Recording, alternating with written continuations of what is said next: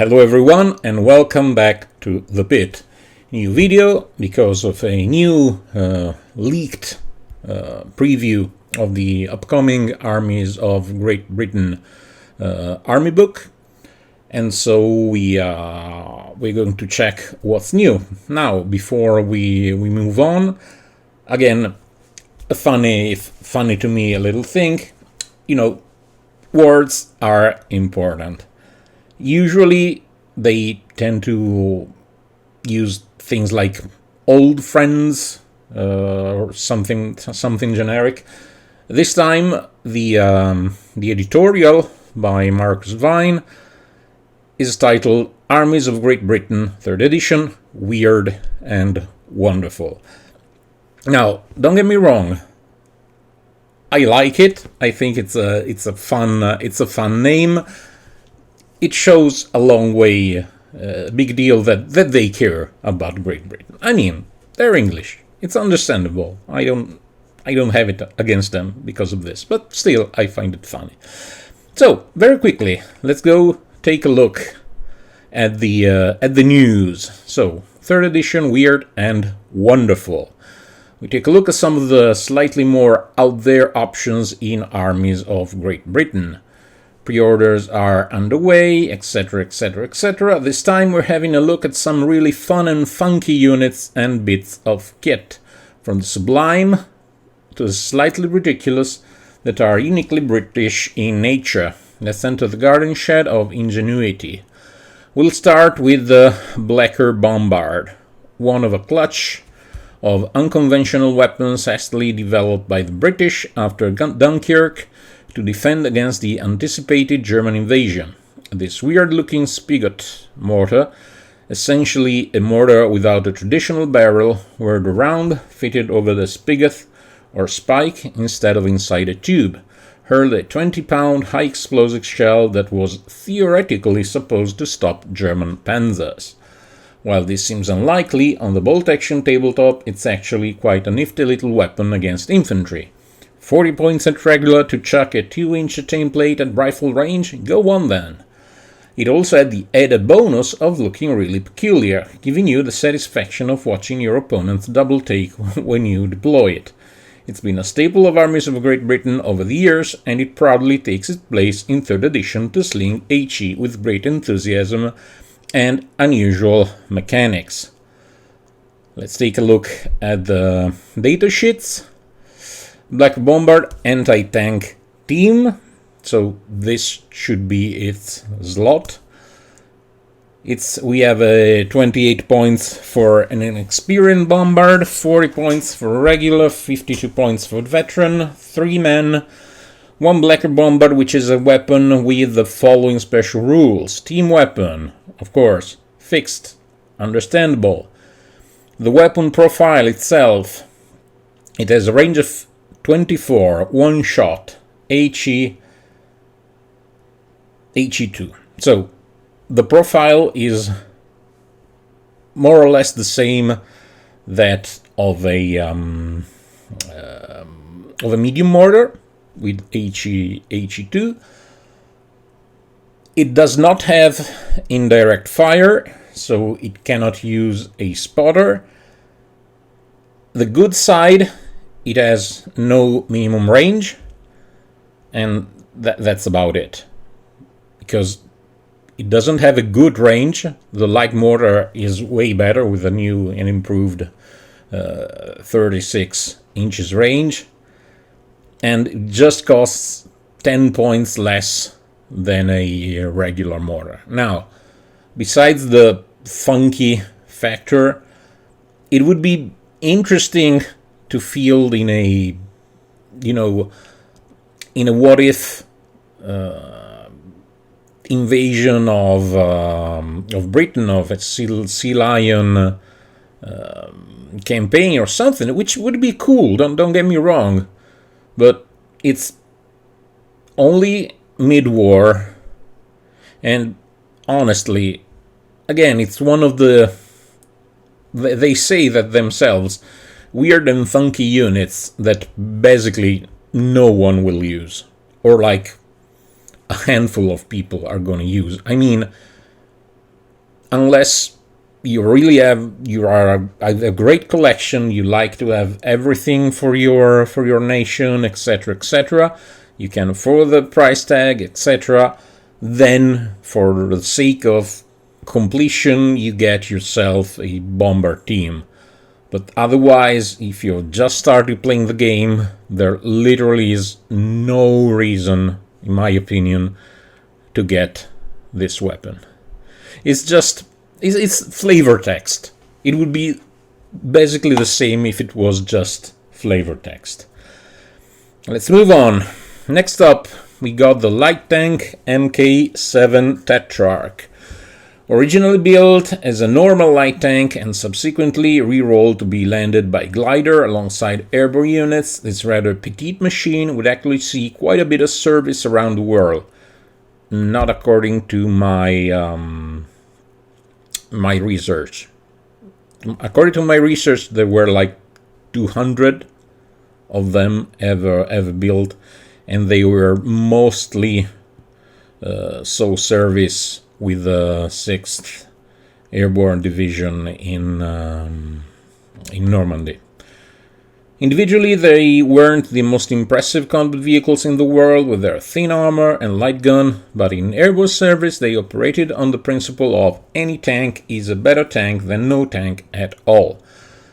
Before reading some of the special rules, we already get a look at the datasheet. Seemingly, you can only buy it at regular. It's for mid and late war. It comes with a turret-mounted light anti-tank gun with coaxial MMG. It's a damage value of 7+. Two options, replacing the anti-tank gun with a light howitzer for free, which is the only sensible choice, in my opinion, which makes it probably too good for its price. Or you can add a Little John adapter to the light anti-tank gun for plus 10 points. What is the Little John adapter, you might ask? Let's read it. The most unusual thing about the Tetrarch, quite aside from the idea of a glider-borne tank, is the Little John adapter that many would be fitted with. This was an attempt to improve the anti-tank performance of the 2-pounder gun and operated on the squeezebore principle, where the barrel actually narrowed down its length. While in real life it did work, it was a fragile device and if broken would render the gun useless. Naturally, with something this cool, we had to have it in bolt action, and it's been in since the beginning. The rules have been tweaked slightly for simplicity in bolt action 3rd edition, but a Tetrarch with a Little John adapter is actually a reasonable punchy little tank for no many very points at all. The extra pen value means it's capable of taking on more heavily armored foes than you'd expect, and the loss of the HE isn't really that much of a hindrance. Take some shots at your opponent's heavy armor and confound them with the engineering brilliance. Just don't roll a 1. Why, you might ask? Because the rules for the Little John adapters are as follows. These were extensions which were screwed onto the front of a quick-firing 2-pounder anti-tank gun. They worked on a principle known as squeezebore, where the hardcore of the projectile is surrounded by a softer jacket which is removed as it travels through the shrinking diameter of the barrel. This effectively increases the muzzle velocity and aids accuracy and penetrating power. We see these in the German army with the Panzerbuchse 41. In bolt action, this increases the penetration of the quick-firing 2-pounder light anti-tank gun, giving it a pen value of plus 5, so a total of plus 1 pen. However, the gun cannot fire HE. In addition, if you roll a 1 before modifiers, when you are rolling to hit, then it breaks, and the gun cannot be used for the rest of the game. Now, I don't know you. I don't think of myself of a power player of any kind. But why would you? Really, the best thing, the best way, the more optimal way to use this it's cute, don't get me wrong, I like cute things. This cute little bugger is to just swap the anti-tank gun completely for a light howitzer for free. You have a 100 points howitzer on a closed armor car with a coaxial MNG just added in. I don't know why you would, especially why you would pay points for something that gives you a smidget of armor penetration more. You lose HE completely, and you risk making your own main gun useless. Again, this makes no sense to me, but it is what it is. It's a niche vehicle.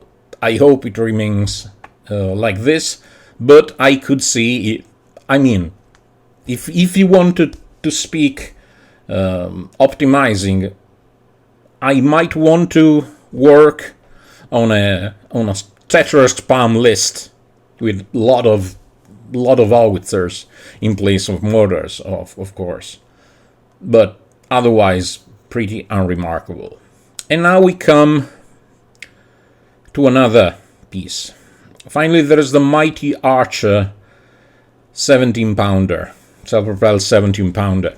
The vehicle is a certified classic of British engineering budgery, and while its design might seem daft, there's actually a surprising degree of logic behind it. At its core, the Archer is a Valentine tank chassis with an open superstructure mounting a lethal 17-pounder gun. Sounds like a no-brainer, right? There's just one slight peculiarity.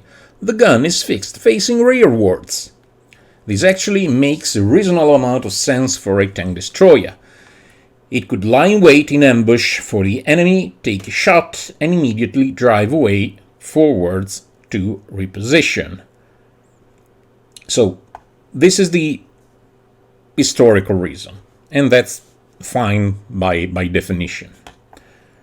Nice paint job, etc. Now, in bolt action terms, it means that you got a really powerful gun for not very many points, particularly with the new light HE rule for the 17-pounder on a medium tank chassis, but one that requires some careful handling to mitigate the rear-facing gun. I really like the Archer as a unit that sits on ambush until it's needed to ruin an enemy's tank day. But if you're feeling really cheeky, you can also drive it past your opponent's vehicle and then blast them in the rear armor from behind. It's a bit bonkers, but it's very British. Now, let's look at the stats, and then I have something to say. So, Archer, self-propelled, 17-pounder, points cost, only available in late game. 158 points inexperienced. You'll never buy it inexperienced. You don't want the extra -1 to hit, so 198 points at regular, let's say 200. 238 points veteran. 4, what you get? 1 rear-facing super heavy anti-tank gun and 1 crew-carried LMG with 360-degree arc of fire. It's a medium tank, 9+, special rules, open-topped. Crew-carried small arms. The crew can either fire the main gun or the LMG, but not both. So you're usually firing the main gun, I guess. And light HE. Instead of HE3, the super heavy anti-tank gun as HE1. Now, I've thought a bit about this new light HE rule, and I don't like it. I mean, one of the best things of the super heavy is the HE3.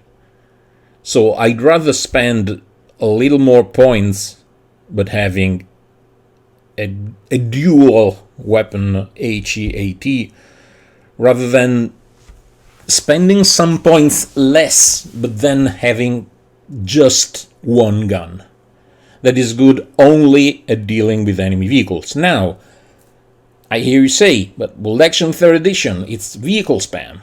True. But Do you really need a super heavy most of the time? I don't think so. Plus, it's open-topped. You can still be pinned by small arms, which sucks for them. Then, the gun is rear-mounted, so technically you have to be facing the enemy with your rear. So your damage value of a 9 plus becomes a 7 plus, which is exactly like an armor car. All right. So even if it can be destroyed by an anti-tank rifle, all right, and a light anti-tank gun spells doom, can spell real doom for this vehicle. Now, let's make a comparison. This is taken from the main rulebook, okay? So this was the old, below, the old Archer. It basically costs, let's take the consideration at regular, which is what most of the time you want to field your vehicles. So you spend 40 points more. So it's like 42 actually. You get, for the rest it's exactly the same, but you have HE3. With HE3, you destroy buildings, you completely delete any kind of infantry, even regulars, with ease because you wound on a 2+. I mean, yes, I want to spend those 42 extra points and get the HE3. Now, I don't know how many other vehicles will be with the 17 pounder. Of course, we will have the Firefly, but I don't know. Let's compare it. We have the M10 tank destroyer, the Wolverine. Cost 160 points at regular, which you can upgrade for 40 points for a total of 200, and get the Achilles. Again, these are the British names. In the armies of the US, you have the same weapons, only with the same tanks, only with other names, of course. Doesn't matter. It's a light tank, but the weapon is on a turret, which gives it more tactical usefulness, and you don't have to give your rear to the opponent in order to shoot. So you can have your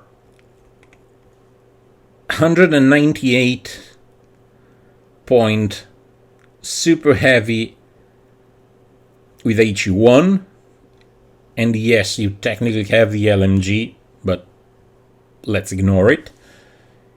You are a medium tank that want to give the rear armor to the opponent, or you can have, for basically the same point on a light tank, a super heavy. Now, I might be wrong, so don't take me for granted here. I don't think the M10 mounts the 17 pounder. If it doesn't, and if the M10 gets to have the full HE3, there is literally, to me, no reason why you would take an Archer over an M10 or M36 Jackson if you are American. So to summarize, this light HE rule sucks because it takes away what is, in my opinion, one of the best things about the super heavy anti-tank gun, EHE-3. Because at its core, at least for now, despite all the changes that Warlords is pushing, it's still an infantry game. If you play any kind of objectives, you need infantry. HE3 deletes infantry in one shot. What if I don't bring many vehicles? What if I bring just armor cars? Whether if I have my 7+ damage value, yes, you have a super heavy. You can still fail if you roll a 1. And I don't know. I'm not persuaded by this. So, yeah, I think it's a downgrade. It's a big downgrade. Because the points reduction takes away way more than the advantage it gives. I can't think right now of anything that costs 40 points that can make up for the loss of 2 inches of HE. So, again, they had the 17-pounder, so of course they have to go with what was historical, but in games terms, the Archer is not good. In my opinion, of course, feel free to reply and give me your own ideas.